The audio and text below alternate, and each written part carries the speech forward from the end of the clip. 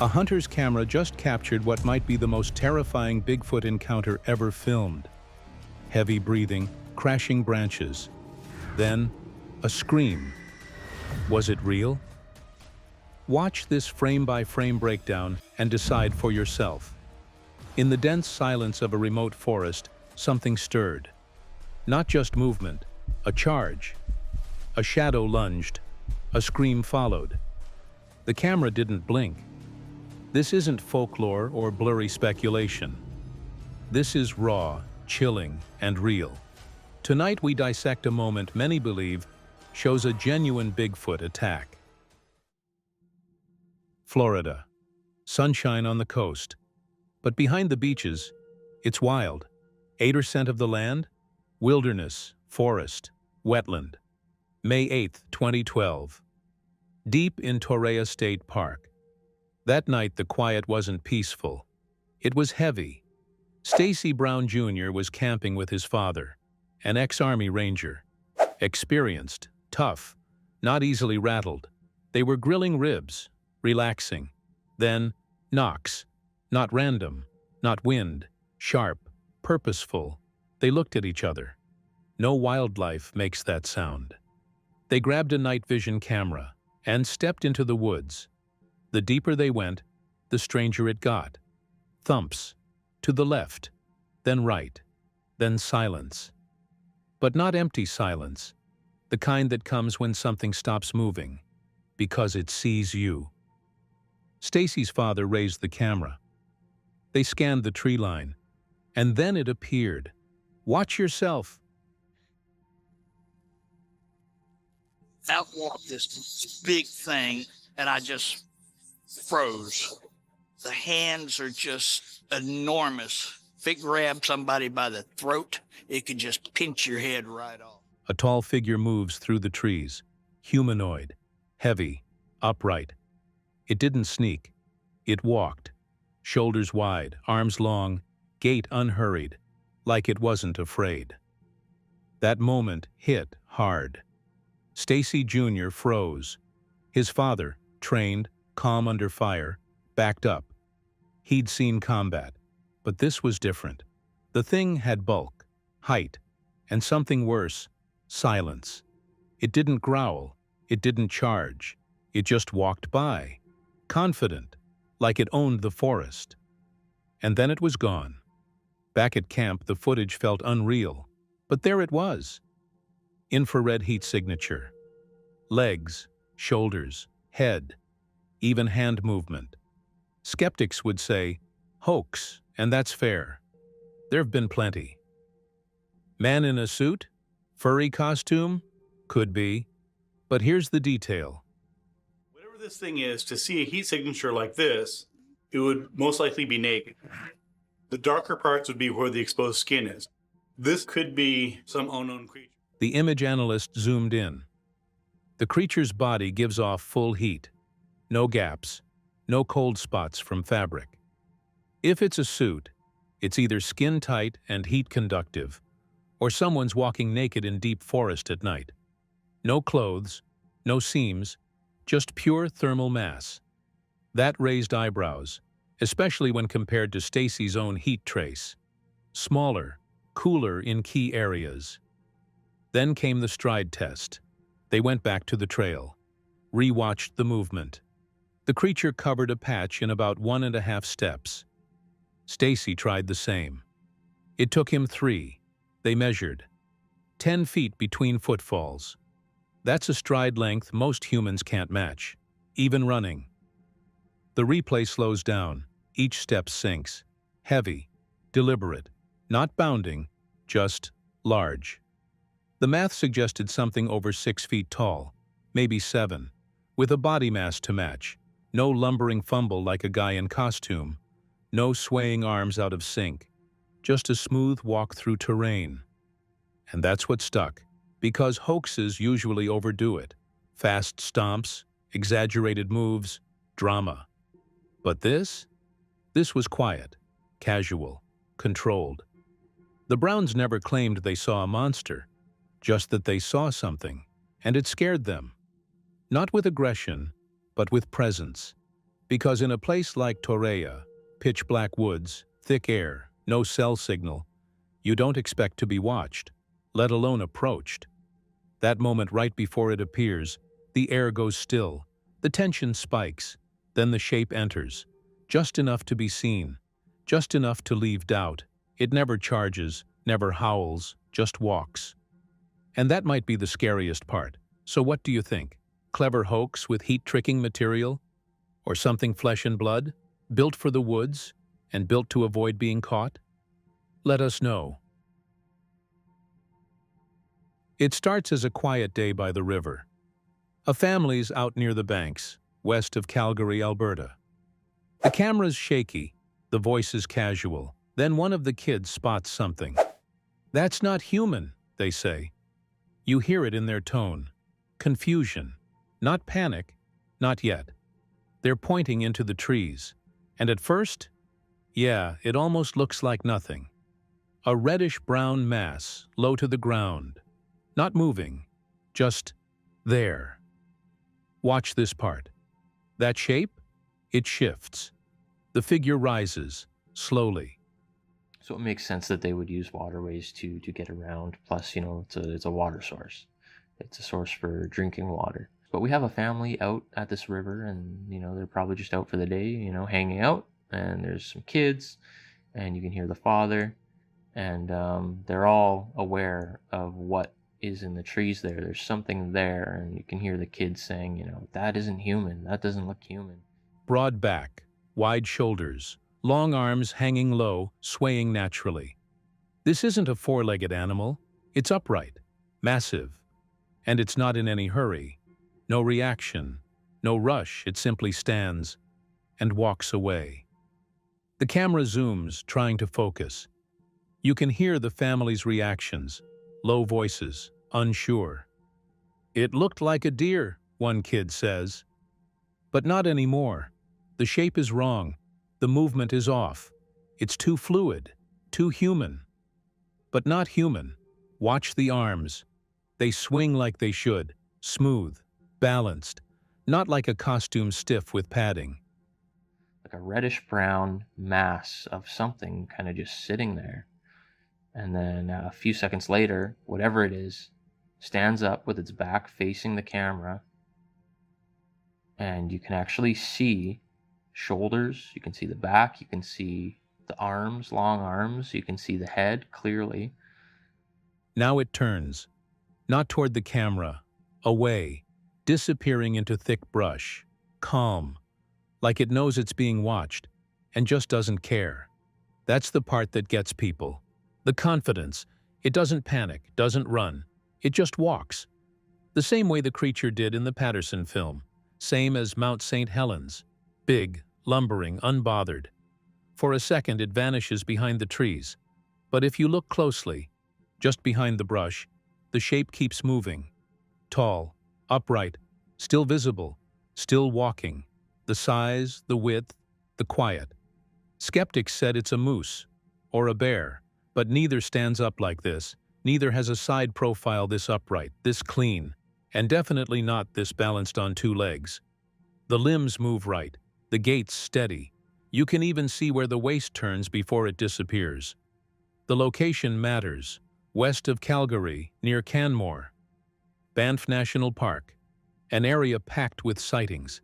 This is wild land, rugged, remote. There's history here too. Stories of wild men near Lake Minnewanka from as far back as the 1800s. Ken Walker, the well-known taxidermist, believes Sasquatch use rivers like highways for water, cover, and silence. It checks out. This figure was parked right by one. Still not convinced? Think about this. Most Bigfoot hoax clips go side to side, left to right. Quick shots. This one? It moves away. Full back view. Arms, spine, mass, all visible. That's rare. Now imagine standing there. You're with your kids. You see that thing rise up from the brush, turn, and walk off like you're not even there. You'd freeze too. Watch the moment it vanishes, like it knows the trail. like it's done this before. The family never crossed the river. They didn't follow. But if someone had, measured the trees, checked for tracks, hair, anything, this could have been the piece of proof. As it stands, it's still one of the best pieces of footage out of Canada. Raw, unedited, and still not debunked. No special effects, no breakdowns, just a real moment, caught by accident, filmed by a family who didn't go looking for Bigfoot, but may have found him anyway. What do you think? Did they catch the real thing, or just another shadow in the woods? Let us know below. In September, deep in the backcountry near a national park boundary, something moved. Not a trick of light, not a misheard sound. A Sasquatch. Todd Standing says he saw it himself, and got it on camera, almost. Watch yourself. I'm going to break it here.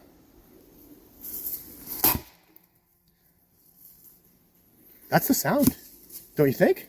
The other sound we heard is two big cracking sounds, possibly two tree breaks. That's when it begins. They'd been hearing things, metallic bangs, deep cracking sounds. Todd and his team followed them. We're right near the national park, he says. Tree breaks everywhere, fresh ones, old ones. Snap to it. Watch here. I'll let you have a look here. So, hope you can see that. So this is, my foot is on the heel. This track is not from this year. It's probably a year old. So that's where the heel goes. This is where the baby toe goes. This is the Bigfoot toe over here. And it comes all the way back to here. There's no question mark in it, like a human foot, but nobody would accuse. He finds a track. Not human, not a bear, something else. This is where the baby toe goes. And this, the Bigfoot toe, he points out, tracing the size with his boot. Watch the shape. It's massive, flat, long. There's no reason for the ground to be smashed like this unless something heavy did it. And then, so you hear me talk about this a lot. What you want in good Sasquatch habitat is you want tree breaks that are, there's one over here. If you can see it over there, that one looks like about. Then it gets personal. They're out there meditating, quiet, still. That's when Todd sees it. A dark head rising in the brush. Slowly. Watching. He reaches down, hit record. But the camera won't focus. A branch blocks the shot. Panic sets in. He tries to adjust manually and accidentally turns off the power. Just seconds. That's all it took. See the struggle. Watch yourself. Clearly see what's ahead of a Sasquatch looking over at me. So I've got my camera ready. So I reach down, turn the power on, hit record, and then I get this piece of footage. The problem is there's a branch about 20 yards away from me that I can't touch. It's directly in front, and I can't get the camera to focus past it. This is the reality of being out in the wilderness with branches and wilderness all over the place. So you'll feel the frustration. He shows the camera, demonstrates how it happened. One wrong touch, and the moment's gone. Still, he saw it, 35 yards away, staring at him, small, not a full-grown male. Not a shadow, not a stump, Todd insists. And here's where it turns. They head back to base camp, grab lunch, then a roar, not an echo, not the wind. Something called out, loud, close. And it wasn't alone. 3 you saw wet owl calls. Back to back, middle of the day. Todd's been out here long enough to know owls don't call like that when the sun's high. That's Sasquatch behavior, he says. Jeff Meldrum heard it. So did John Bindernagel, right before their sightings. You can hear it too. Listen close. I saw a dark object pop its head up. I took a photo, little video. Then I got up and I started talking to it, moved away. Then I got footage of Logan in the spot. So, a big black dark object popped its head up way out here in the middle of nowhere. They rush back into the old growth. They spread out. Then it happens again. Todd spots it, that same dark figure, head popping up. This time he gets a photo. Short clip. Watch the moment. It's quick, but it's real. When they're standing there, the dark spot that was in the shape of the head of a Sasquatch that actually even matches, as example, my Jake photograph, matches that color and shape very clearly. But after my eyewitness accounting of what transpired, it was clearly a much smaller Sasquatch. When we were called out there, you hear the sawweed owls. I don't think a big Sasquatch make that sound. I think the smaller ones do. He walks toward it. It backs off, disappears into the trees. No tracks, but something odd. Mushrooms, fresh torn and scattered. 4 different places. Something big moved through here, he says, and it wasn't leaving prints. 15 minutes later, another black shape darts off in the distance. Logan heard it too. They move in, slow, quiet. Everyone spread out. You hear the sawweed owls. I don't think a big Sasquatch make that sound. I think the smaller ones do. Again, when John Bitternagel had his interactions with the Sasquatch, we found small tracks. Todd's at the rear, the observer. I gotta look, he says. There's no stump, no rock. That was a figure, and it was gone.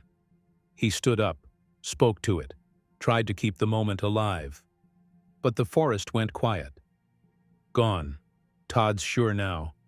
At least one Sasquatch is out there, probably more. They've got sounds, tree breaks, tracks. Now we've moved way back up in the old growth. About 15 minutes ago, I saw another big black object off in the distance moving through the bush. So Logan said he heard something over in that direction. Eyewitness visuals, and yes, footage. Almost. But even when the camera fails, the signs remain. What do you think? Was that a Sasquatch watching from the trees? Or something else? Leave a comment below. And if you've ever had a moment where the camera failed right when it mattered, we want to hear it. Play it back again. 7:50, 8:10. That's where the chills live. In Alberta's rugged backcountry, something left massive tracks. Not just large, colossal. On Blackfeet tribal land, a set of footprints was photographed and posted to RMSO. The person who captured them, Richard Wright, measured over 18 inches from heel to toe, and more than 8 inches wide near the front. These weren't soft impressions in the dirt. The ground cracked beneath the weight. You can even see human boot prints nearby, tiny by comparison. And beside the big ones, smaller versions. Same shape, a possible juvenile trailing just behind. 2 sets, 2 sizes. Something was moving through together. These prints were deep, unnaturally so.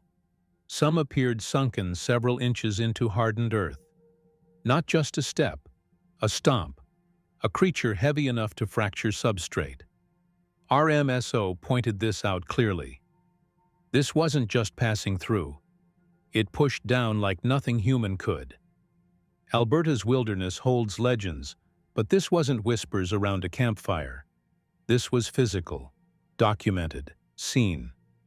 They appear to have sunk in so deep that they fractured the substrate with the weight of the creature in comparison to the much smaller human boot prints that can be seen in some of the photos. I also noticed a smaller Bigfoot-shaped track in some of the photos, perhaps a juvenile or a young teen. Then, on May 30th, 2024, something was caught on camera again. A truck driver was working near Sunchild First Nation. It was early morning, the sky just lightening. He stepped out to load equipment and spotted something on the edge of the site, tall, unmoving, watching. He froze and ran. Back into the truck. That's when his dash camera caught it. A figure, upright and towering. Not a person, not any animal known to that land. It moved slow, purposeful. RMSO reviewed the clip. Height estimates put the creature over 10 feet tall. Its proportions? All wrong for a bear. No snout, no drop to all fours. This was something else. Early morning on May 30th, 2024, a trucker picked up equipment near Sunchild First Nations in the Rockies of Alberta, Canada, spots a large creature standing on the edge of an industrial site The trucker did not see the creature until he was out of the truck walking toward the equipment he was about to load. He quickly ran back to his truck and drove off site. But this isn't the first time Blackfeet territory has revealed something strange. Years ago, a quiet video was shared. Riders from Siksika Nation were out on horseback. A peaceful trail, nothing out of the ordinary. Until you watched the tree line. That's where it gets eerie. In the shadows, at least 2 Bigfoot figures were captured, maybe 3. The first lay flat, camouflaged perfectly in dark underbrush. It lifts itself up, slowly, using its arms. Just enough to get a look at the riders, then drops back down, vanishing into the scenery. The second steps out from behind a tree, grayish-black fur, conical head. It peers at the riders for a moment, then disappears into the trees. The horses sensed something too. One painted mare, closest to the tree line, suddenly bolts, completely out of rhythm with the group. The rider struggles to regain control. Was the animal reacting to something it saw? Or something it felt? Watch that footage here.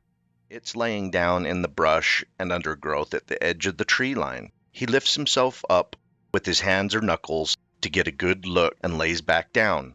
Dark color, conical head, great color for camo. He just melts into the background when he lays down. Further north, near Jasper National Park, another witness stepped forward.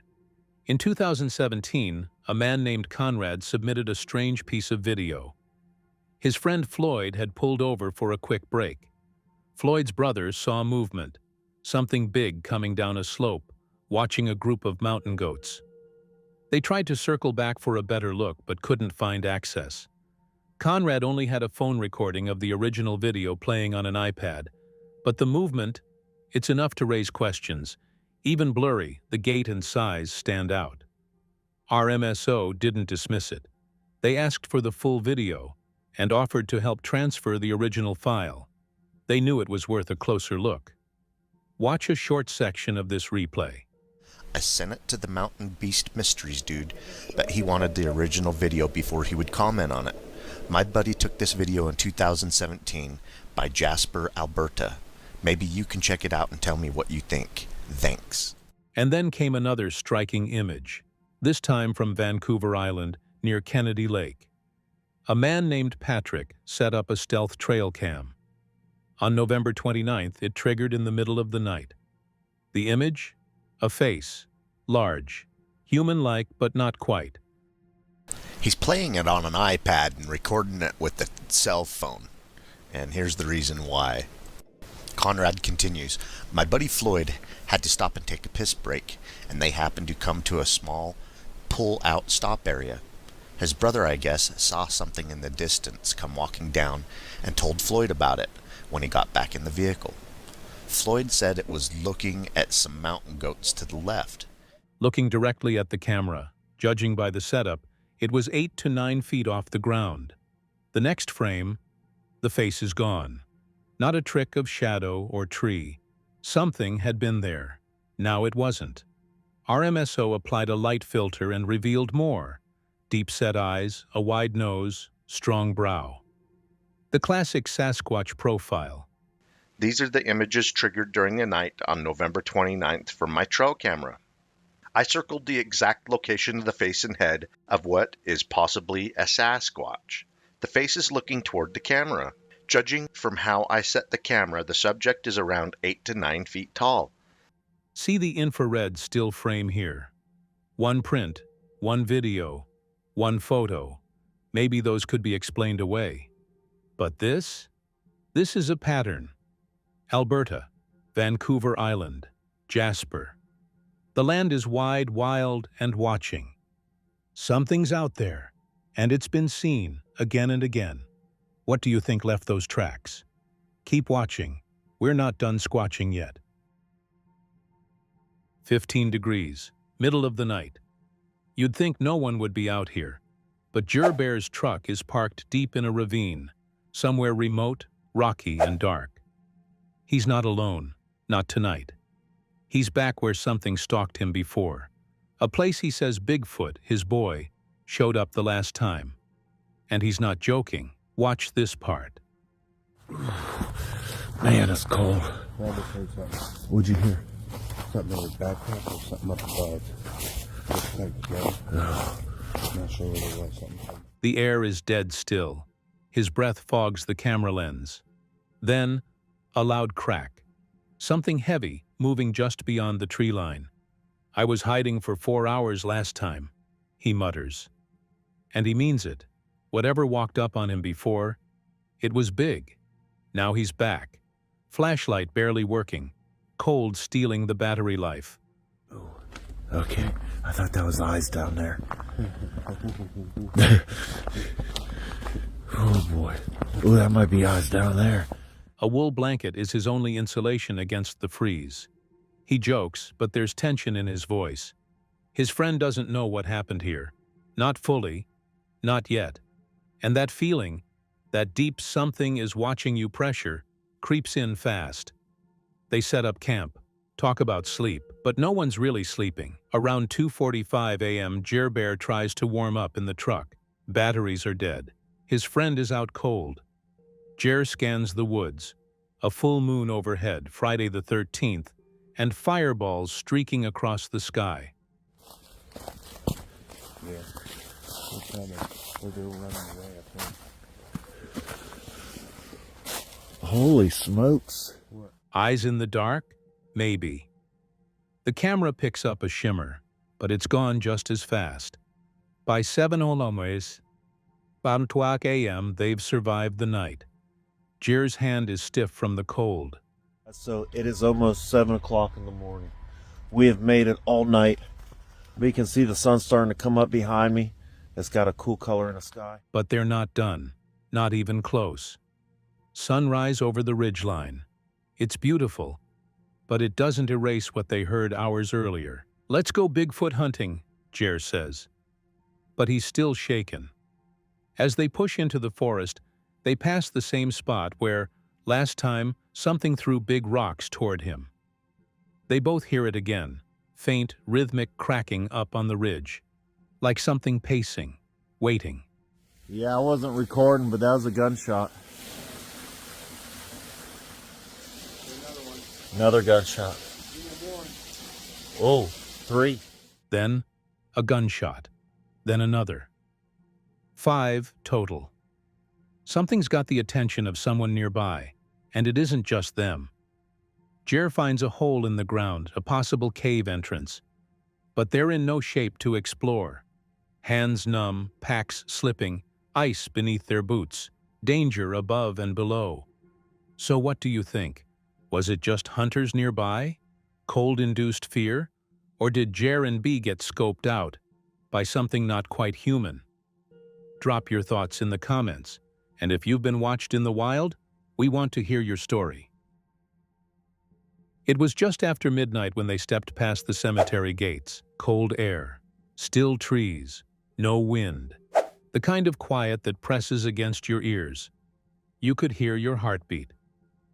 This video comes from the YouTube channel, The Journey is the Destination. What they caught wasn't just odd. It was personal. The gear was already out. Flux meter, cat balls, EMF. Barely set up, and the first ball lit up. Once, twice. Steady pulses, no movement around it, just light. Timed like footsteps. Then the flux meter blinked. Green, then red, then green again. Changing with every step they took toward the older graves.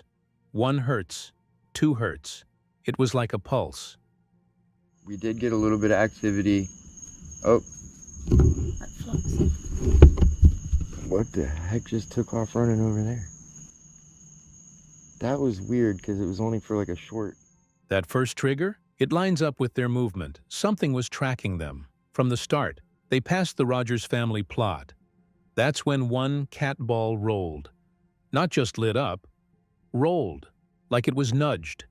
No breeze, no slope, just a push. One investigator muttered, "Okay, that's not wind." Another started filming the tree line. Then something darted, low to the ground. Too fast for a possum, too smooth for wind. It vanished behind a headstone. No sound, just presence. They moved to the children's section. Brittany Elizabeth's grave, small angel statue on top. The air changed. It got thick, like trying to breathe through water.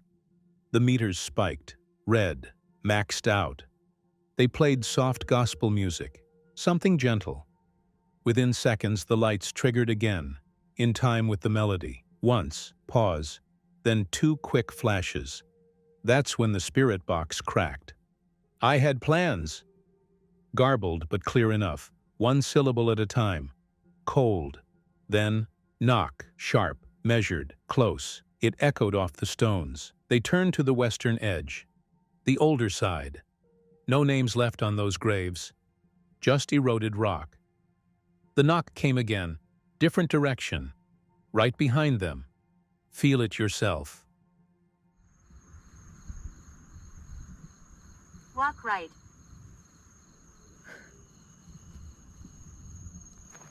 It sounded like a freaking wolf or something. 2 knocks. Paused. Then silence. It wasn't random. They scanned the woods. Someone said, "Something's watching." No laughter followed. Suddenly, metal, like chain link struck with something hard. Clang. It landed near their boots. They rushed over. Nothing. But the noise? Loud. Close. The EMF meter spiked. Then flatlined. Total drop. Like whatever was there, pulled back. Then came the laugh. High-pitched. Wrong. Like a child, but broken. It lasted 2 seconds. Enough to freeze everyone. Nobody moved. Nobody breathed. Uncle Bob, was that you that knocked? Yeah, that sounded like a raindrop hit, like something metal. 1 whisper cracked through the static. Mockery. They backed up, slowly. But the lights flashed again, this time not near the grave. Behind them, near the exit path, and 1 investigator stepped forward. She said she felt pressure. Not air, not static. Pressure, like something touched her chest and pushed back. Then the final knock, deeper, heavier. No echo this time, it just landed, like punctuation. Spirit box flared. 1 last phrase. "You shouldn't be here."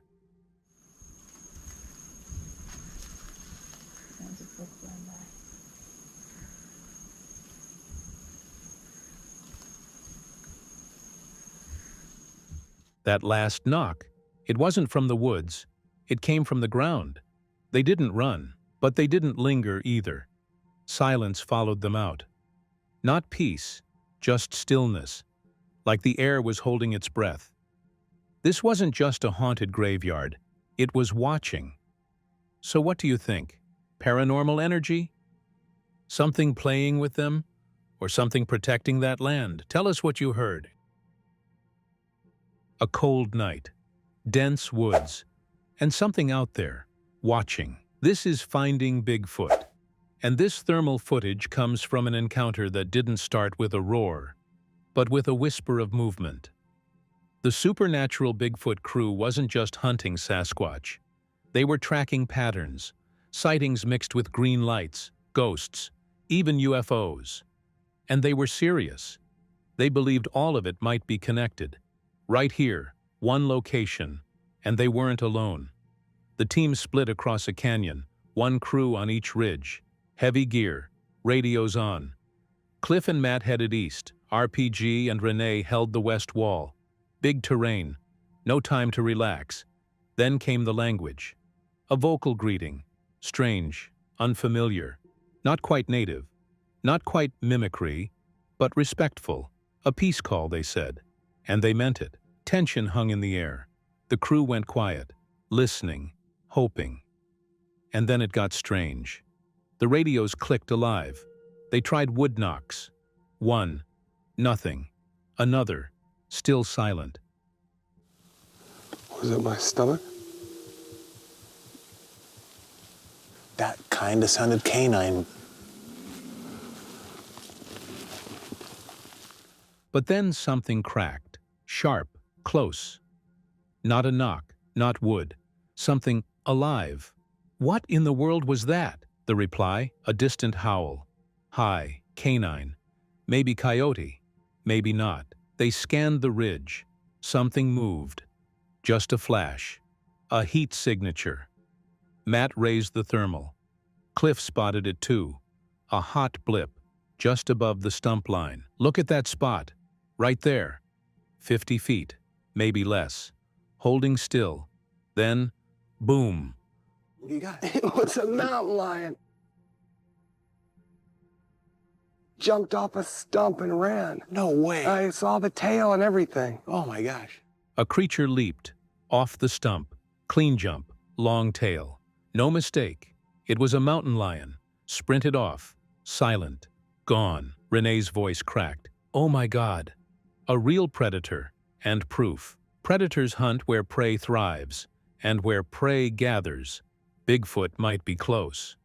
Mountain lions don't roam where there's nothing to eat. Their presence meant this ridge was alive, active, worth watching. Cliff confirmed it. "It's a good sign." Then came the theory. Not just animals, but something more. RPG believed in a deeper communication. A silent one. He called it telepathy. So I tried RPG's telepathy technique in an attempt to communicate with the Bigfoot. Wild? Maybe. But he wasn't joking. He explained, sometimes it wasn't about hearing Bigfoot. It was about seeing through them, feeling the woods as they do, shadows, shapes, movement in your mind's eye. He called it black and white shadow movies. Renee wasn't buying it, but she tried.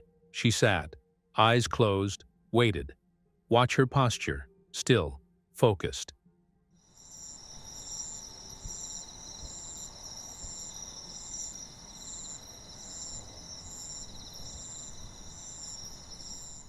Then, shiver. Cold air hit hard.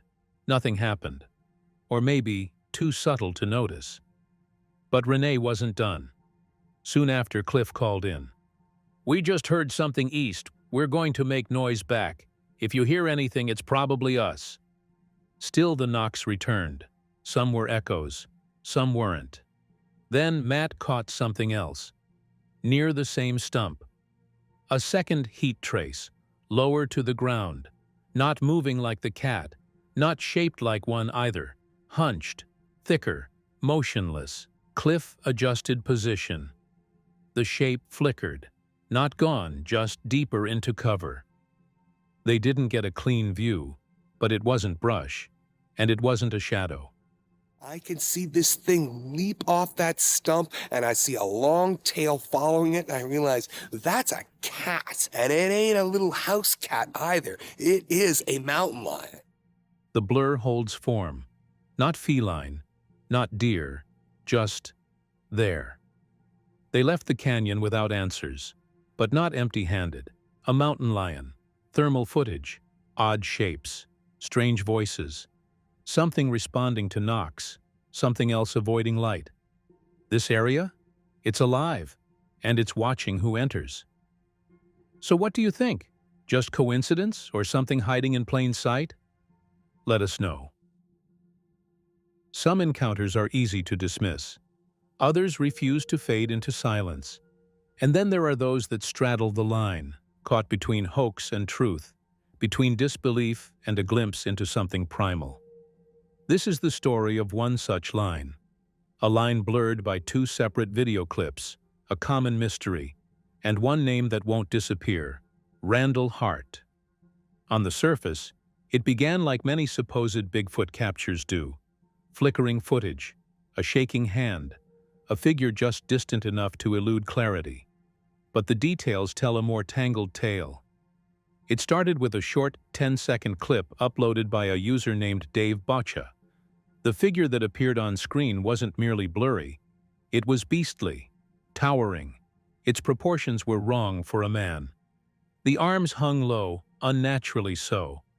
The gait was slow and weighty, but coordinated in a way that didn't mimic human movement. The creature didn't turn to the camera. It didn't posture. It simply walked, with a chilling nonchalance.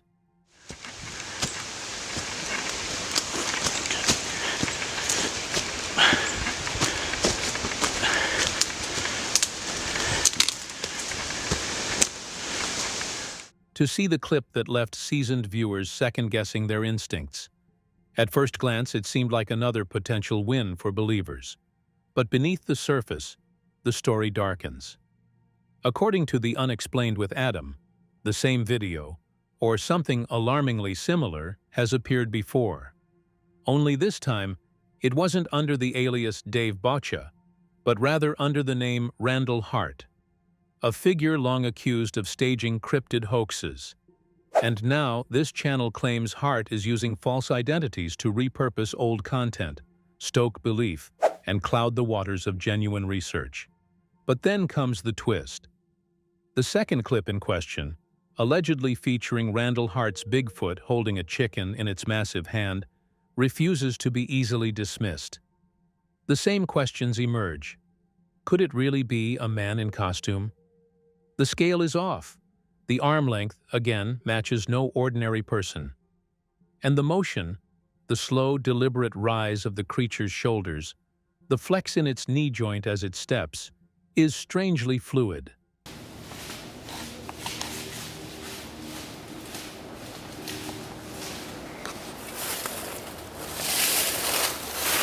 To observe what believers argue is too authentic to be dismissed outright. Skeptics cry foul. The repeated appearances of the same style, the same locations, the same camera angle all suggest a single source of manipulation. But believers are not so easily swayed. They argue that even if Randall Hart is the name behind both uploads, this does not necessarily mean the footage is fake. Instead, they suggest a more curious possibility.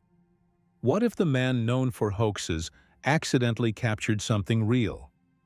The idea might seem wild, but cryptid history is full of moments where pranksters stumbled into authenticity. And in these two clips, the details don't quite scream costume. There's no visible fabric seam, no stiffness around the knees. The arm swing has weight, momentum, and the creature never reacts like a human playing a part. Watch yourself side-by-side comparison to catch the subtle shift in the creature's posture.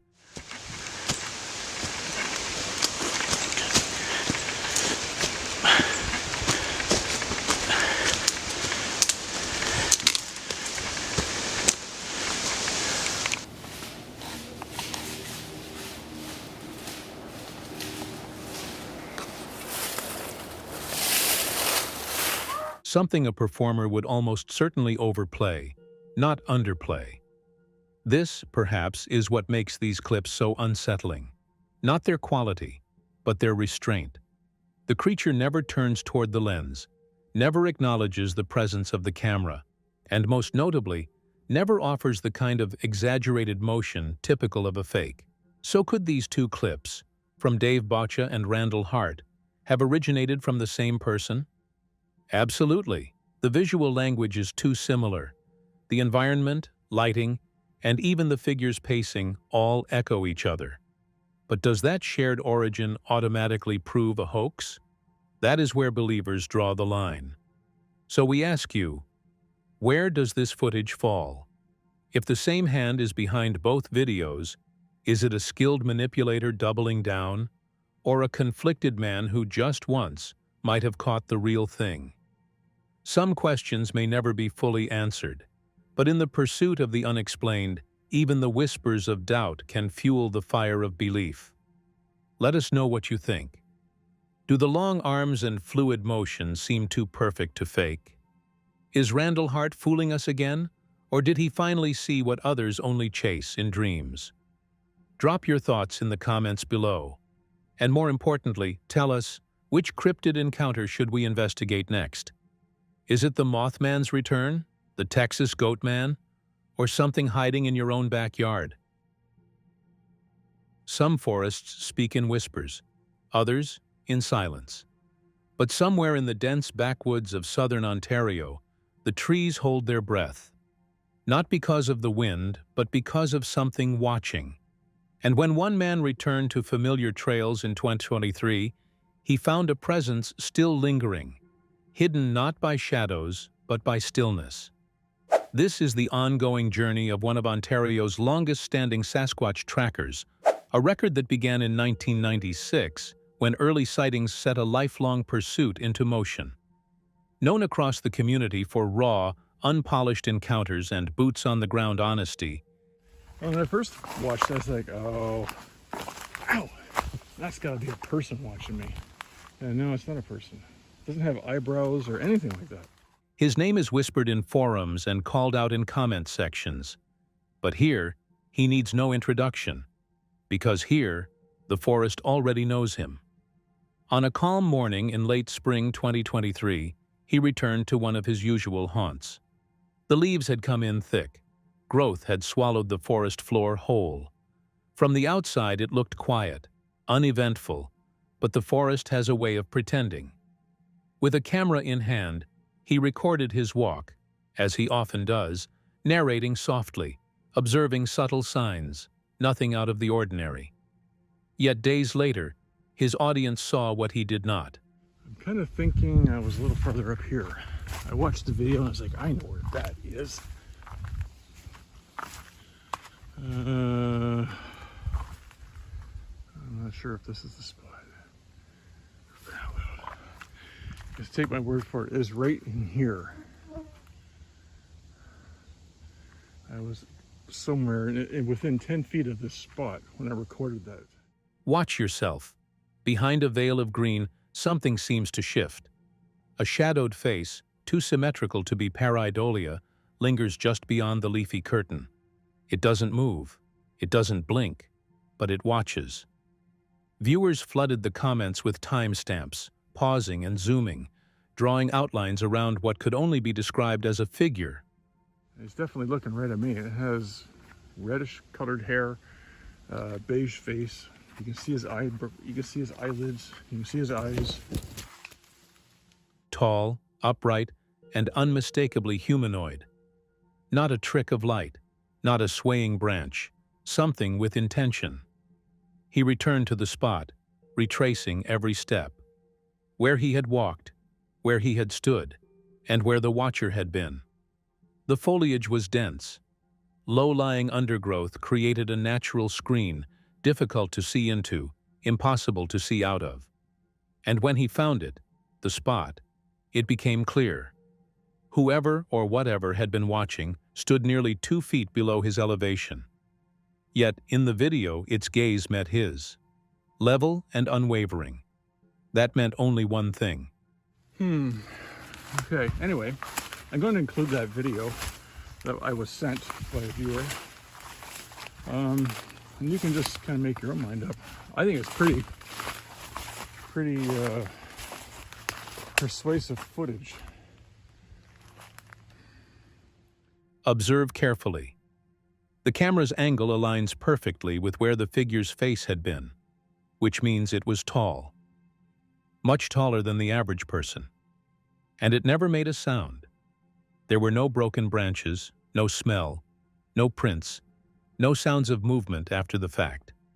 That's what makes it stranger, because those who know these forests best know that silence is not the absence of life. It is the presence of something cautious, something that's been watching humans far longer than we've watched it. Despite a season with little overt activity, fewer wood knocks, no recorded howls, and minimal sign, something had still been there. It waited. It timed its appearance so precisely it was almost invisible. Almost. That is the paradox of the Sasquatch. When you're looking, it's not there.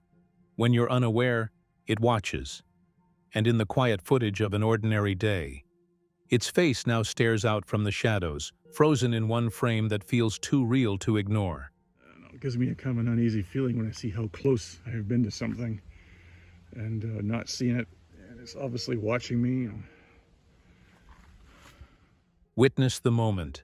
He steps into the area where the figure once stood. The foliage parts slightly as he passes through. From that point of view, the terrain explains the concealment. The ground dips just enough to hide something 8 feet tall, unless you were looking for it. If you've ever felt the woods go quiet too quickly, if you've ever sensed eyes where no eyes should be, you may have been watched too. What do you think that face behind the leaves really was? Could it have been a curious animal, or something else altogether? Leave your thoughts in the comments, and if you've seen something similar in your footage, don't ignore it. Sometimes the most honest encounters are the ones you didn't mean to capture. And if you haven't subscribed yet, follow the search. Because in these forests, the watchers are real, and they don't always wait to be seen. Yeah, I was already out here once and filmed at the bottom of the ravine thinking that's where it was. So I didn't watch the video. I was like, oh, I know exactly where to look. Gotta get moving. There's a lot of bugs. So check out the video, see what you think, leave a message, and we'll take it from there. What you're about to see might be one of the most unsettling and unfiltered encounters ever uploaded to YouTube.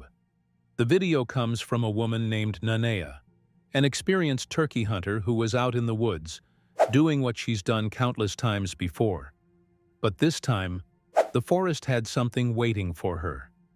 She didn't go out looking for a mystery. She didn't expect anything unusual, but what she captured, accidentally, has shocked even the most hardened cryptid researchers. The footage opens with a close-up of Nanea's face. She's whispering into the camera, barely able to keep her voice steady. I don't know what I just saw," she whispers. "I'm so startled right now." Her eyes dart towards something just off screen. She slowly turns the camera. At first it's shaky, nervous hands in a terrifying moment, but then it stabilizes, and that's when we see it. Two massive upright figures moving between the trees. Yes, I was out here hunting, and I'm so startled right now. I think I may have stumbled across a Bigfoot. I'm just not sure. Here, let's see if you guys can tell. They're dark, hulking, and disturbingly human in shape, but too big, too wide, too tall. One of them is dragging something along the ground, something limp, something that looks, eerily, like a deer. Nanea believes it was. She believes, "I think I saw a Bigfoot carrying a deer it had killed, and I still don't know how I made it out of there alive." The creature's arms are massive, long and swinging. The way it moves isn't like a bear or anything else that belongs in those woods. These things were upright, coordinated, quiet. Then, one of them slows down. It turns, as if it saw her. There's a sharp intake of breath. The camera jolts, and then, cut to black. Just like that. It's over. Nanea never got closer. She didn't wait to see what would happen next. She backed out of the woods, heart pounding, and uploaded the footage days later, once she could process what she'd seen. Now the question shifts to you. Out there, alone, no help, two towering creatures, one of them dragging a fresh... What would you do? I'm so startled right now. I'm so startled. Yeah, it looks like there's two Bigfoots. I don't know. It looks like he's got a dead deer in his arm or something. I'm not sure. Oh my God, I think he sees me. I have to go. October 26, 2022. A regular day for two friends out exploring near Silver Point. Until something unnatural crossed their path. The footage you're about to see was captured by Clay Shiner and his friend on his property. What started off as a simple hike turned into something they'd never forget. The video begins without warning. Right there, center frame, is a massive upright figure. It's hard to make out at first. The fog wraps around the trees like a veil, muting every detail. But look closer. Something is moving. Slow, deliberate, heavy. Do you see that? Do you see that? I'm afraid. The creature is bipedal. Its arms hang long, and it carefully grips the tree trunks as it makes its way through the tree line. Each step is placed with intention, as if it knows it's being watched. Clay's voice breaks the silence from behind the camera. "Do you see that?" he whispers, voice trembling. "I'm afraid." You can hear the uncertainty. They didn't go looking for Bigfoot, but they may have found it. The figure lumbers forward, moving almost like it's injured, or simply cautious, grabbing trees for balance or cover. Oh my God. Oh my God.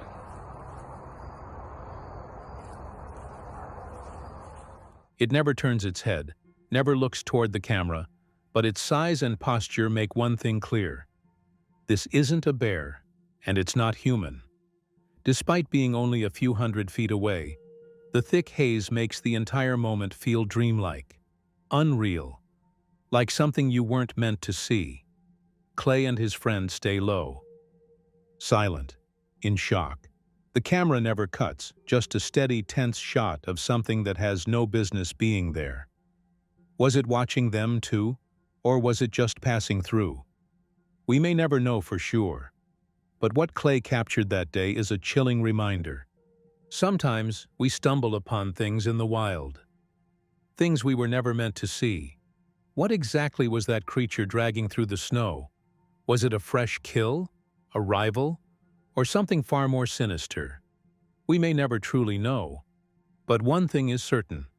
It wasn't human, and it wasn't supposed to be seen. Encounters like these raise more questions than answers. Why do so many sightings happen in isolated, fog-covered terrain? Why are they always fleeting, always just out of reach?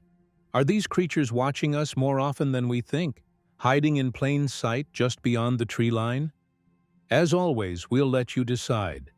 Re-watch the footage, slow it down, look closely. The devil is in the details, and so might be the truth. If you've had a strange encounter or caught something on camera you can't explain, send it our way. Your clip could be featured in an upcoming episode. Make sure to like this video, subscribe to the channel, and hit the notification bell so you don't miss the next unexplained moment caught on film.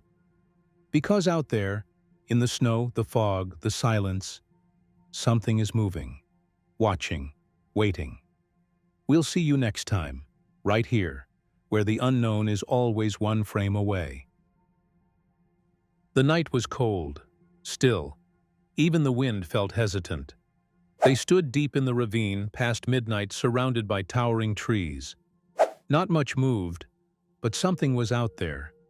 It started with silence, the kind that makes your skin crawl. Then, glints. Two eyes suspended in the dark, just above the underbrush. Too high, too steady. Not normal. Every time the light shifted away, the eyes returned, watching. Watch yourself. Spotlight, there they are right there. I'm going to try to zoom you guys in again. Right in there.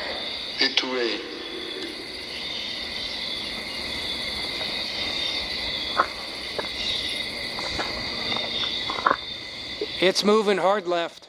You'll see them, set back in the brush, not blinking. Suddenly, movement, something large broke left, deeper into the trees. The team caught the motion, but only for a split second. Branches barely moved. Whatever it was, it moved smooth, fast. Another set of eyes appeared, farther up. This one ducked behind a tree. A calculated move, not random, not prey behavior. And then, a strange shimmer, a faint glowing orb, hovering for a second, then gone. Yep, look at it. It's peeking everywhere. Yeah. Hello. Whoa. Oh my God, did you see that? What was that? What was it doing? I just had a ball of light or something. The shimmer pulses, then fades. No explanation. Thermal imaging picked up a large figure standing upright. Heat signature strong, tall, and broad-shouldered. It stood still, then leaned, then vanished again behind cover. Here, have to be at least 10 feet up. The atmosphere shifted. More heat signatures appeared, not close together, but circling. Spaced out, coordinated. Watch this segment. It's moving away, though. It's moving to the left. 2 sets of eyes. They're walking around in a circle like they're staying away from us. Right there. Yeah. Right there. Multiple shapes begin rotating around the team's position. Quiet, strategic, their heights varied. One registered over 11 feet tall on thermal. Broad chest, long limbs, upright stance. No animal in the region matched that scale. Then something stranger. A flash of movement in the background. One figure stepped across a gap, from behind one tree to another. Silent, massive, almost effortless. The group noticed the pattern. They weren't being rushed or attacked. They were being surrounded. Another shape appeared, closer now. It remained just behind a tree for several minutes, peeking slightly from behind. Stationary, observing. Something by that tree right there looks strange. See it? See that heat signature right in the middle? Looks like a heat signature next to the tree. There might be something next to the tree, like 50 feet in front of you. Yeah, I've got like a little, I got a heat signature that's kind of bulging out to the right side of it. I can't quite tell though, but it looks like there's something next to it. I haven't seen it move. The figure holds position. No sound, no movement. Suddenly the ambient temperature shifted. Cold air brushed past the team, focused and sharp. No wind, no explanation, just pressure. The thermal flared again, this time closer than ever. It stayed on the screen, clearly upright, until the camera briefly glitched, static, then clear again. The shape was gone. The team moved cautiously. No prints, no broken limbs, just presence. One investigator placed a static camera in the clearing, hoping to capture direct movement. The moment they stepped back, a shape entered the frame. Blurry, tall, it hovered at the tree line, shifting slightly.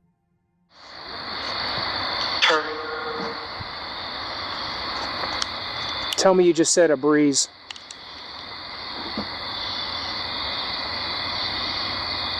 Did you just say you felt like a breeze? No, that was a scream. Oh. Because I just felt a cold breeze go right by me. Look, he said that's a warning.